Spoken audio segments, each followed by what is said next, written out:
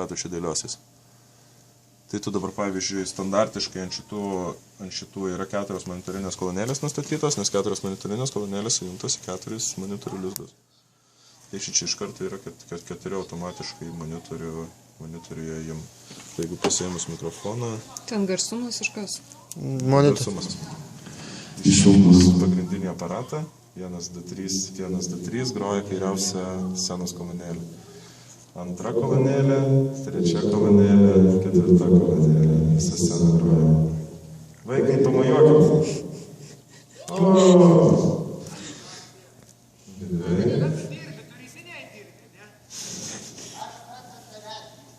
Tai va, tai žodžiu, visi 4 monitoriai gaunasi, yra čia. Tu kiekvieną kanalą pasirinkus, kiekvieno kanalo pasirinkus su selektu arba viršui, tu monitorius išsisukioja pagal atlikėjo poreikius.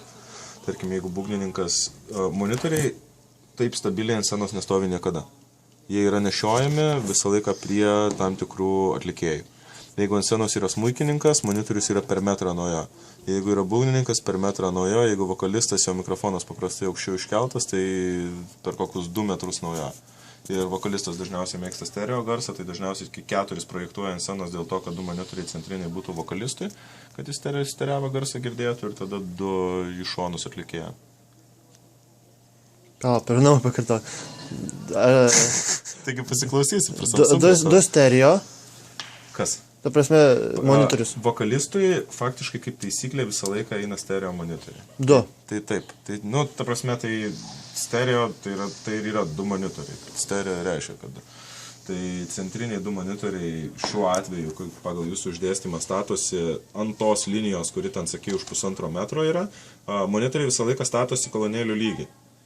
Link kolonėlių. Tuo prasme, jie ant scenos priekio nesistato, nes žiūrėk, koks tarpas gaunasi tarp kolonkių ir tarp monitorių. Atlikėjas išeina arčiau prie monitorius pasiklausyti, jį gaudo fonai viso šonės kolonėlės. Sypia kaukia monitorius kaip išprotėjęs. Aš sudėjau tai dėl to, kad čia šokis buvo be mikrofonų. Šiaip, jeigu vyksta kažkoks pasirodymas, kur ta linija, sakai, 1,5 metro, dar už jos per metrą turėtų statytis visi monitoriai. Tai centriniai 2 statosi atlikėjui šitam savęs besiklausančiam atlikėjui, vokalistui ir šitie šoniai muzikantų. Va, bus dabar įrodymas direktoriai. O ką direktorius? Jeigu kabinėsis, tai sakysi, čia man profesionalas taip liepia. Ne, taip visur tai būna ir 4 yra paprastai naudojami, tam 4 ir yra. Centras yra, arba tu gali juos nešiotis, tu gali kaip nori, kur juos dėliotis, bet jie esmė, kad dėl kokybės turi būti ne arčiau žiūrovo, negu su kolonėlių pakabinimo linija. Jeigu kolonkės yra pakabintos, atsistoja prie vienos kolonkės, brėžia liniją tiesiai ir tada stataisi monitorius nuo tos linijos, kad nebūtų sąveikos. Galima dėti tiesiog izoliaciją ir pasakyti, va, direktoriui, štai yra linija, kurios negalima dėti monitorius. Direktorium geriau nesakyti. Ta prasme, žinai, negalima. Būna, yra milijonas išlygų. Jeigu taip jau yra, žinai, kad reikia taip, nes, pavyzdžiui, koks spektaklis vyksta ir jie negali scenai naudoti, bet aišku, spektaklis atskiras dalykas, ten jiem nereikia labai smarkiai savęs klausytis. Jo, jiem nereikia savęs klausytis, labai smarkiai užtenka iš bendros linijos paduoti ir viskas. Bet jeigu, tarkim, koks groja kas nors ir dar šoka priekį, žinai, tai tada jau suki šitos monitorius šičia, paleidi papilną galingumą, kad plėšytųsi ją ir neleidi niekam prieiti prie jo. Nes jeigu atlikėjas bet kokiu atveju nelabai gali peržengti tos linijos, kuri yra būtent priekinių kolonėlių linija. Pavyzdžiui, žinai, kai mes darydom. Tai nuneši tada prie vokalisto ir viskas. Bet žinai, būna visokių situacijų. Būna, kad choras koks dainuoja, žinai, vidury scenos, po to choras išeina ir nori jau ateiti kas nors kitas ir tu 4 monitorių nespėsi greitai sunešiot. Čia nuo situacijos. Tada palieki, nėra nieko. Negalima pas mus į tarpus įpačiami.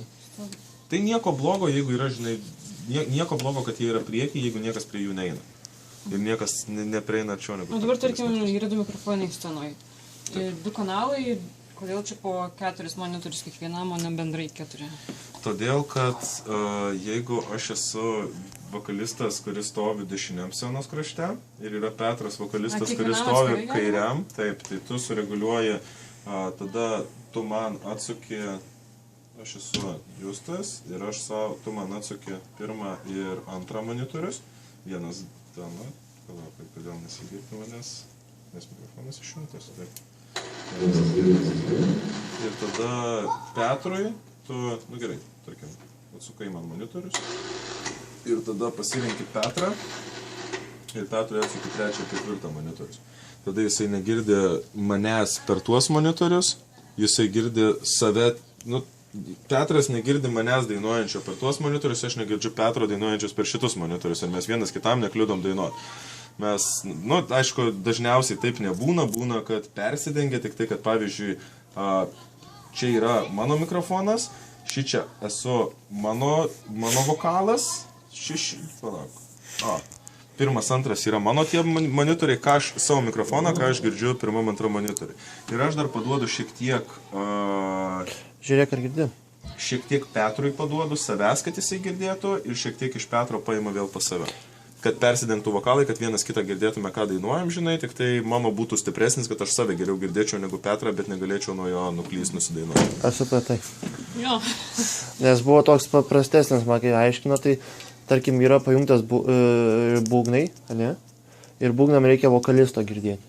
Nu, tai taip. Ir ten groja gitaros, ir ten visas orkestras, ir būgnininkas klauso tik vokalisto. Jam nereikia jokių gitarų, nereikia nieko.